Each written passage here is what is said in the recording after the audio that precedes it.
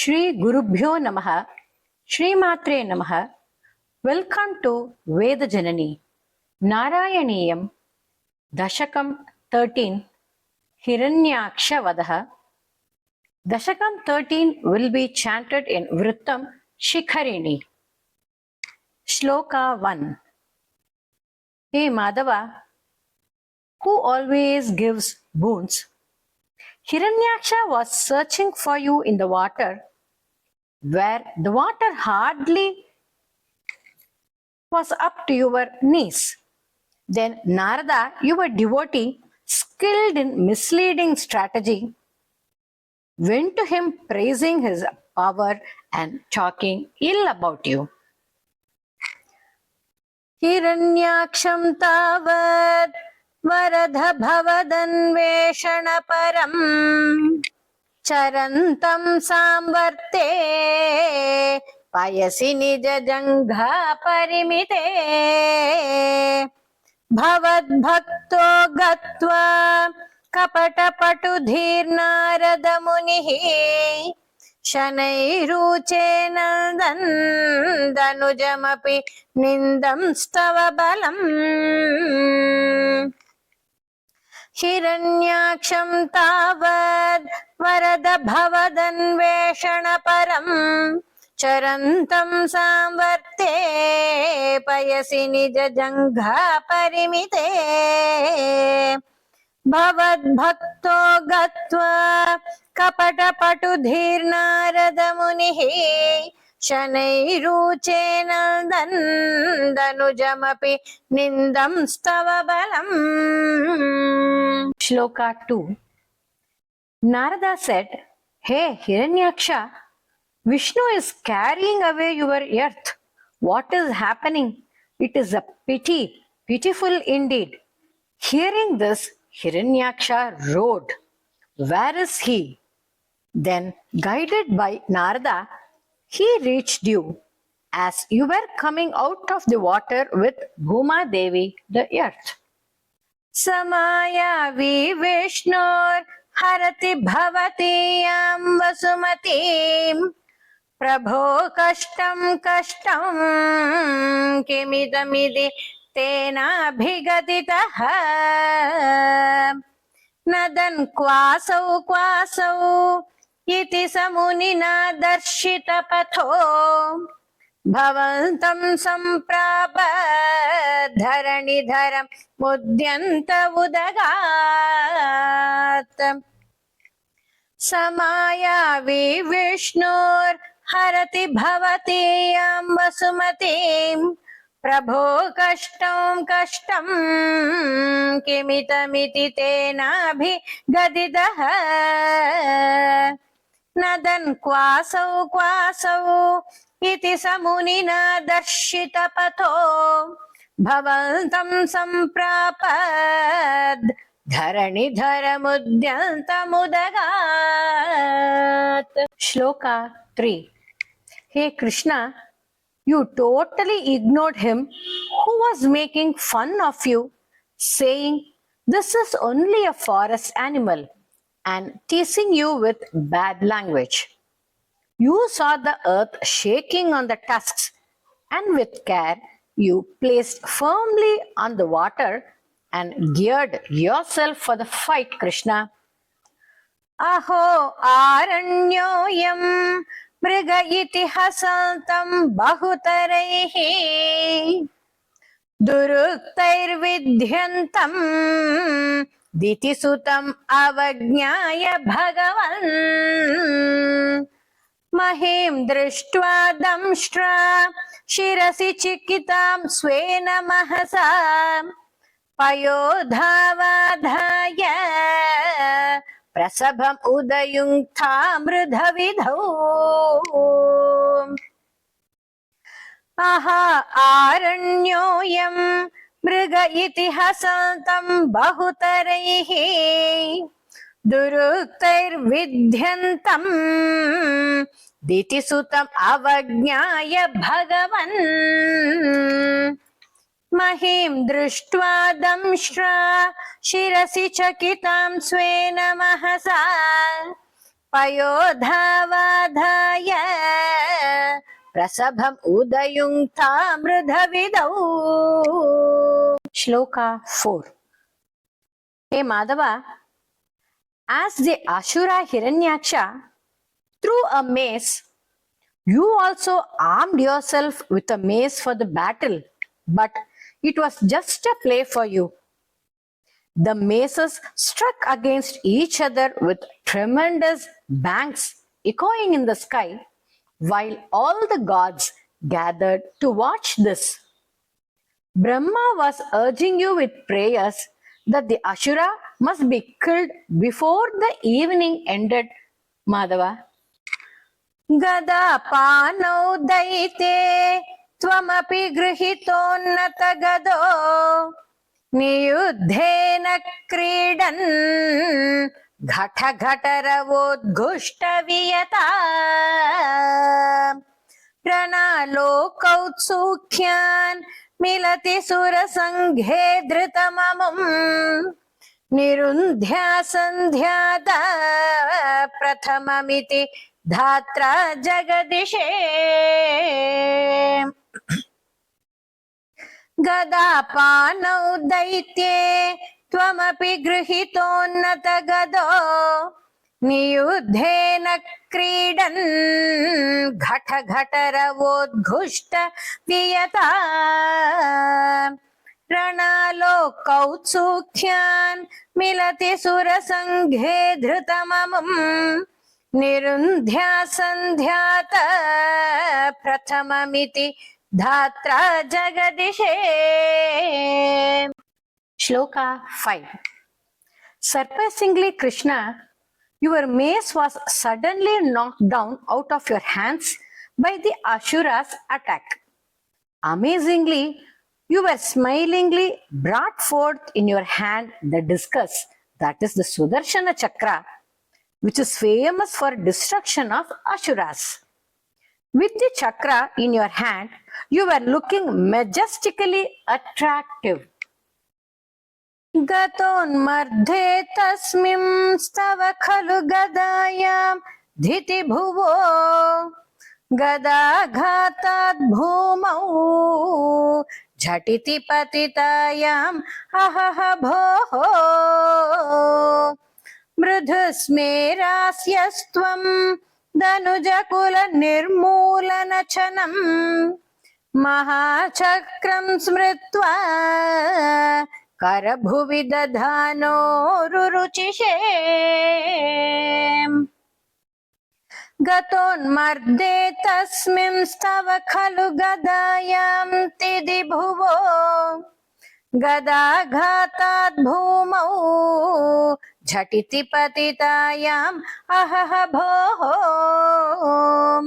मृदुस्मेरास्यस्त्वं धनुजकुल निर्मूलनचनं महाचक्रं स्मृत्वा करभुवि दधानो रुरुचिषे.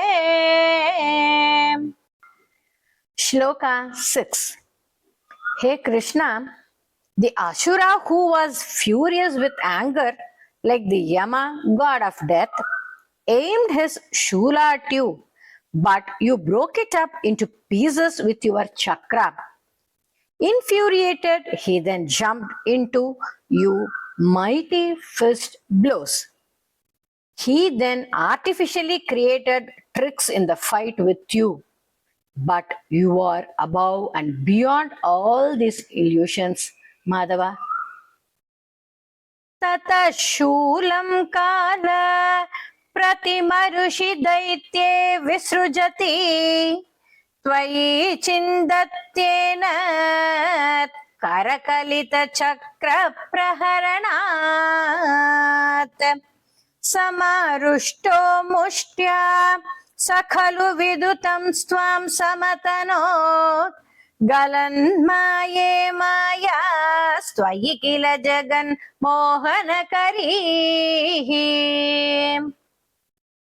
ततः शूलं काल प्रतिमरुषि दैत्ये विसृजति त्वयि चिन्दत्येन करकलितचक्रप्रहरणात् समारुष्टो मुष्ट्या सकलु विदुतं स्वां समतनो गलन्माये माया स्वयि किल जगन् मोहनकरिः.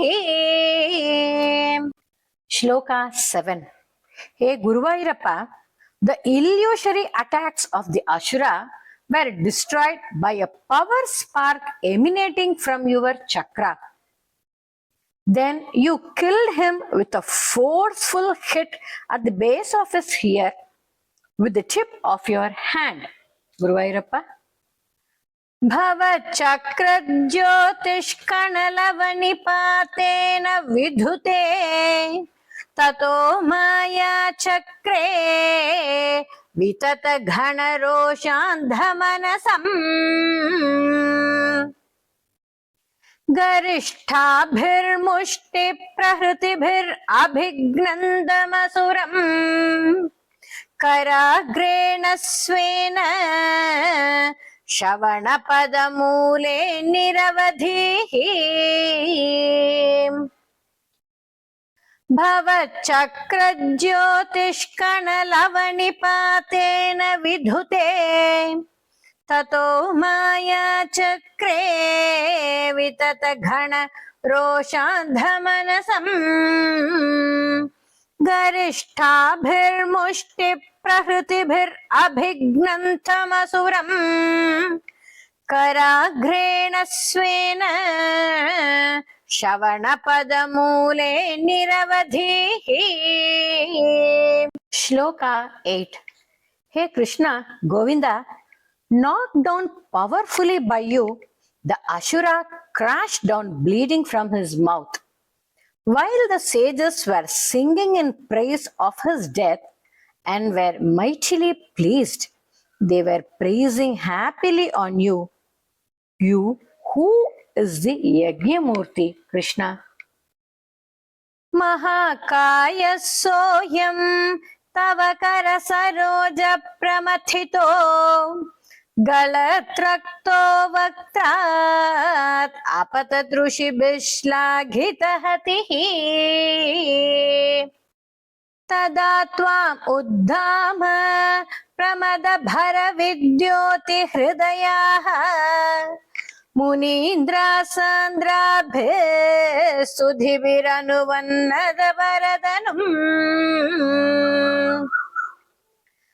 महाकाय सोऽयं तव करसरोज प्रमथितो गलत्रक्तो वक्त्रात् अपतदृशिभिश्लाघितहतिः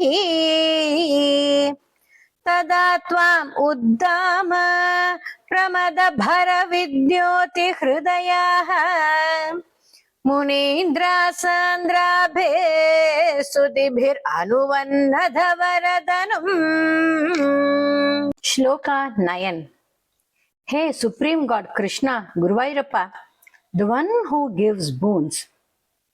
Your skin is Chandas, the Vedic meter. Your hairs are the Kusha grass. Your eyes are the containers of ghee. Your 4 legs are the 4 Ritviks who do yajna, and your face is the shrik, which is the spoon for making the offerings. Your tongue is the graha vessel for soma juice. Your stomach is the ida vessel for keeping the oblations, and your ears are the chamasa vessel for storing the sacrificial leftovers. Your energy are the soma juice, and your neck is the secondary ritual called upasat ishtis. In this manner, you are personified form of yajna, and you are the Yagyamurti, Krishna, Guruvayurappa. Tvache chandoro masvapi gushaganash chakshushi grutam चतुर्होतारोङ्घ्रौ सृगपि वदने चोदरयिडा ग्रहाजिह्वायां ते परपुरुषकर्णे च चमसाः विभो सोमो वीर्यम् वरदगलदेशप्युपसदः त्वचिच्छन्दो रोमस्वपि कुशगणश्चक्षुषि घृतम् चतुर्होतारोऽङ्घ्रौ सृगपि वदने चोदरयिडा ग्रहाज्जिह्वायां ते परपुरुषकर्णे च चमसाः विभो सोमो वीर्यम् वरदगलदेशेऽप्युपसदः. Shloka 10. Hey Vishnu, killer of Ashura Madhu, being praised by sages, you became immensely happy. With your form of grandeur and pure glory, you returned to your place Vaikunta in bliss. Be merciful to me and remove all my ailments, Krishna Guruvayurappa. मुनीन्द्रै इत्यादि स्तवनमुखरै मोदितमनाः महीयस्य मूर्त्या विमलतरकीर्त्या च विलसन् स्वदीक्ष्ण्यं सम्प्राप्त सुखरसविहारी मधुरिपो निरुन्ध्यारोगं मे सकलमपि वातालयपते. मुनीन्द्रैरित्यादि स्तवनमुखरैर्मोदितमनाः महीयस्य मूर्त्या विमलतरकीर्त्या च विलसन् स्वदेष्ण्यं सम्प्राप्त सुखरसविहारी मधुरिपो निरुन्ध्यारोगं मे सकलमपि वातालयपते. सर्वत्र गोविन्द नाम संकीर्तनं Govinda Govinda. I request you to subscribe to Veda Janani and hit a like and share with your family and friends.